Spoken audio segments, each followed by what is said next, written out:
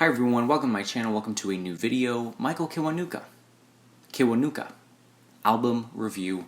Let's talk about it. This is the third studio album from UK singer-songwriter Michael Kiwanuka, who made a splash back in 2012 with his debut album, Home Again. He followed that album up with 2016's Love and Hate, which had a more orchestral, more lush, more grandiose vibe to it. It was definitely a stepping stone for Kiwanuka himself as he was reinventing himself more and more as time went on. And now it's 2019 and here we have it. We have the third studio album from the man himself, and it's kind of self-titled, but this album doesn't have the lush orchestral grandiosity that Love and Hate had. Actually, it's a little more stripped back, it's a little more personal, with a lot of horns, and has a lot more guitars, bass guitars, and very piano and keyboard heavy as well. This is a more soulful side to Kiwanuka that we've seen before but is now emphasized on this album right here. He's taking it back to the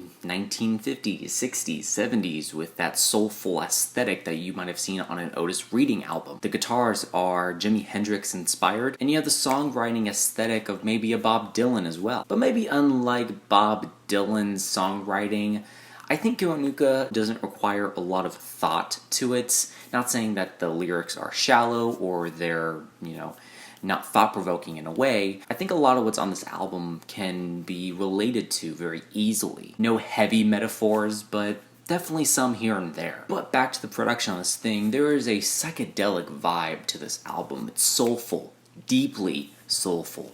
Deeply. Again, the horns on this album are fantastic. They have a passionate feeling to them. Actually, a lot of what's on this album feels very passionate, feels very warm and lush. I think Kiwanuka did a fine job at fine-tuning his music, at practicing and crafting and honing in his abilities to play a bass guitar, play keyboard. Not saying he wasn't good in the other albums, but there's an emphasis on those guitars and pianos. Songs like Rolling, as well as the 7-minute track Hard to Say Goodbye. And the pianos pop in on the song Piano Joint, the intro and the actual song itself. And the one thing about this album that is hard to deny is that there are many points on this album where there is an emphasis on groove. I also like how a lot of the songs on here kind of work their way into one track to the next. Rolling is the second track on this album. It goes directly into the third track, I've Been Dazed. The two tracks that have an intro to them, Piano Joint and Hero, obviously bleed in very nicely with one another. Final Days and Solid Ground are connected by this interlude track right in between them. And I think this album ends very well off with the song Light. It's like this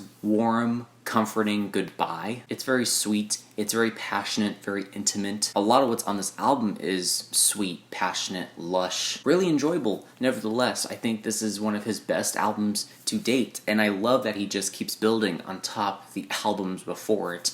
I am pretty excited to see what he has next in store for us. This wouldn't be an album review without criticisms though, and I think there are a few to point out. I think the two tracks that have the intro aspect to them, Piano Joint and Hero, I think these intros could have been worked into the actual song itself. They could have been easily incorporated. I think the song Hard to Say Goodbye, it's 7 minutes long, and it has this kind of intro passage to it that works really nicely. I think some of the artistic detours that are taken on some of the tracks on here for the first track on this album, You Ain't the Problem, I think the last couple seconds of the song is just kind of questioning. It doesn't even play into the next track, Rolling, so it kind of makes me wonder, what was this part in the song for? I think the vocals on this album could have been beefed up a little bit, as well as the songwriting. And while I don't hate the songwriting, I also think it could be utilized more, it can be worked out, it could be fleshed out. So given that Michael Kiwanuka has done a great job at fine-tuning his work, I genuinely think that he has another great, solid project ahead of this album,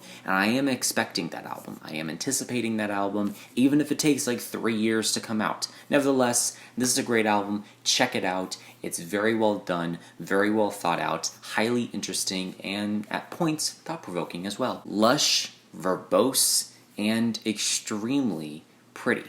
This is a pretty album. Michael Kiwanuka with Kiwanuka. I'm grading this album a solid, strong B+. Yep, it's a B+. I enjoyed it. Outro. Thank you so much for watching. I hope you enjoyed. Let me know your thoughts and opinions on this album down below. Let me know what albums you want me to review next, and that is it. Leave a like, comment, share, do whatever you want.